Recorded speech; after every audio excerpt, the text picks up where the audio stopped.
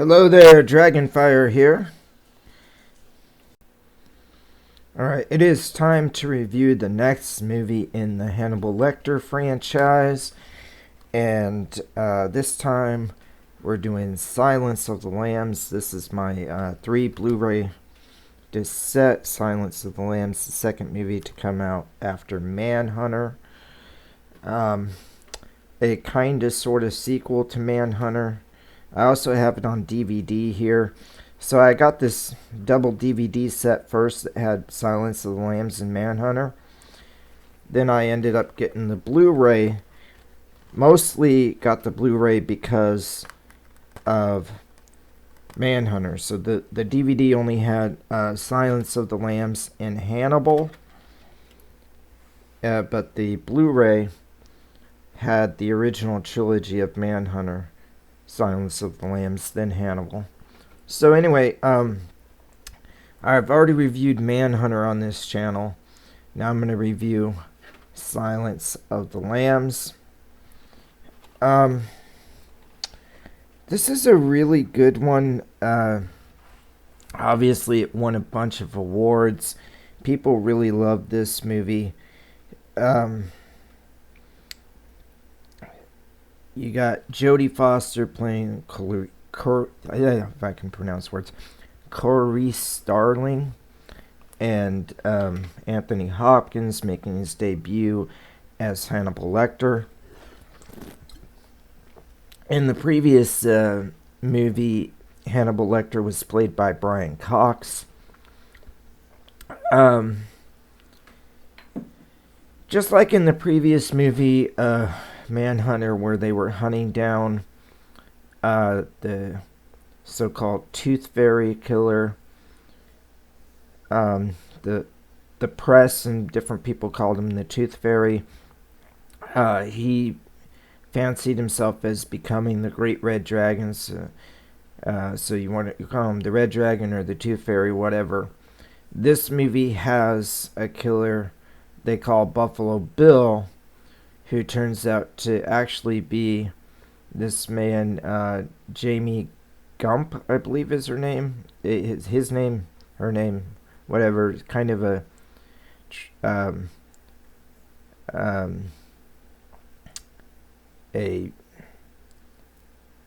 gender confused individual.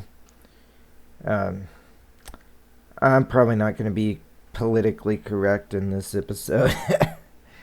Whatever. Anyway, I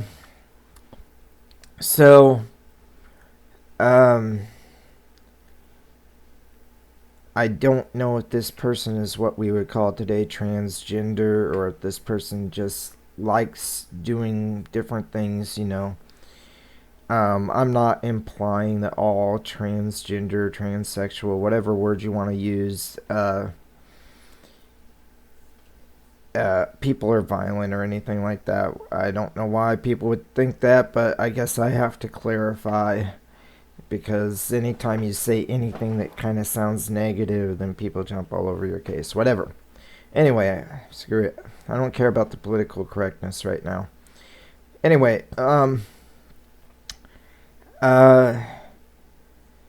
yeah, so you have this individual who has been nicknamed Buffalo Bill. In this movie, and he basically, you know, Buffalo Bill or Jamie Gump or whatever you want to call him, in this movie basically plays the same role as the Tooth Fairy from the last movie. And Hannibal Lecter plays a similar role in this movie as well. Just like in the previous movie, Manhunter, where Will Graham goes to Hannibal and asks him for advice, or asks him for his take, and tries to understand, you know, this serial killer, and they're trying to prevent him from killing again.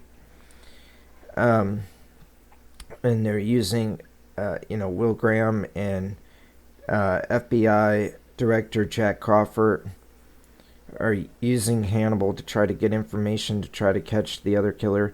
Same thing happens in this time. This time Jack Crawford sends a new recruit Clarice Starling. Starling goes in and starts asking Hannibal questions, and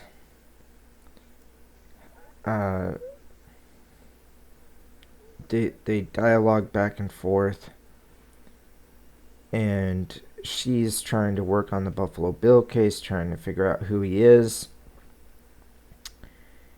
And they're trying to catch Buffalo Bill. The biggest difference about this is a somewhat of a spoiler, but at the end of the movie, the big difference between this one and the other one is where Hannibal Lecter escapes. That's kind of the big thing. Up until that one, this movie is very similar, in the two books that they're based on. The Manhunter is based on the novel Red Dragon. Silence of the Lambs is based on a novel by the same name, Silence of the Lambs. So, they're very similar in a lot of the structure until towards the end, where the big difference with Silence of the Lambs is Hannibal breaks out of prison. This allows Hannibal to become more of a threatening menace. I don't know that Hannibal in the first movie, or the first novel, was ever meant to be the main character, the breakout character in this franchise. But I think that he kind of became the most interesting character. So my understanding of it is this. Basically, Thomas Harris, who wrote the books, he basically was trying to get after this, this story. He's trying to write a story about a serial killer, and he's like, well, how do you catch a serial killer? What do you do? And, he had the idea of, like, going to someone who's already been caught, like, and learning kind of the idea of how serial killers think and how they work. And once he kind of flushed that all out, like, you could go to someone who's already been caught, figure out, how they think, and it helps you catch the next one. And so I think that was the basic premise. And so when they get in there and they,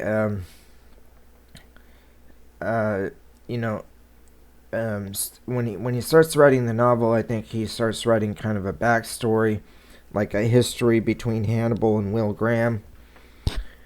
And I think by the time he got to the writing in the second novel, he kind of used the same setup, but decided that Hannibal Lecter was really the most interesting character. And now he's kind of at this disadvantage. What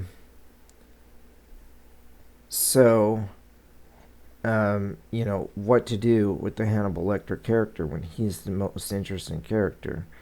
He's the breakout character, so to speak. So what do? You got to break him out. You got to break him out of jail because I don't think you can have just a third novel. You already done two with Hannibal in jail, people going to him for advice, trying to see if talking to him can help catch another serial killer. You've already done that twice. So you needed something different, for the third novel. So the only way there was going to be a third, I feel like, is have Hannibal break out of prison at the end of the second one. And it sets up for you to do something more and something different with the third. So that to me is what the movie is all about. Where it's like, yeah, okay, I get it now. Like that's what they're going for, trying to break out and use more of the Hannibal Lecter character having escaped prison, so it sets up for a different scenario in the third book. But yeah, it's a really enjoyable movie. I think Anthony Hopkins as Hannibal Lecter won like Best Supporting Actor because he's only in the movie for like 15 minutes, or maybe won Best Actor. I don't know. And there was like Best Actress for Jodie Foster playing Clarice Starling. There was, Best Picture nominees, all this kind of stuff. So it was a really successful film. And super enjoyable in my opinion. So again, I have 2 copies, one on Blu-ray and one on DVD of Silence of the Lambs. And it's definitely a movie I would recommend checking out. But if you don't know the first movie, if you don't know Manhunter, give Manhunter a check out. I'm going to be continuing with this series. I'm going to be talking about Hannibal and Red Dragon coming up. Red Dragon, of course, a remake of Manhunter. Not only a remake, but it also acts as a prequel to Silence of the Lambs. So you have an Anthony Hopkins trilogy where Anthony Hopkins is playing Hannibal Lecter in Silence of the Lambs, Hannibal, and its prequel, Red Dragon. Or their prequel, the prequel to both of those 2 movies. But yeah, I'm going to be reviewing the whole franchise. So stay tuned for that. And after I review each movie, I will give my ranking. Alright, God bless everybody. Dragonfire out.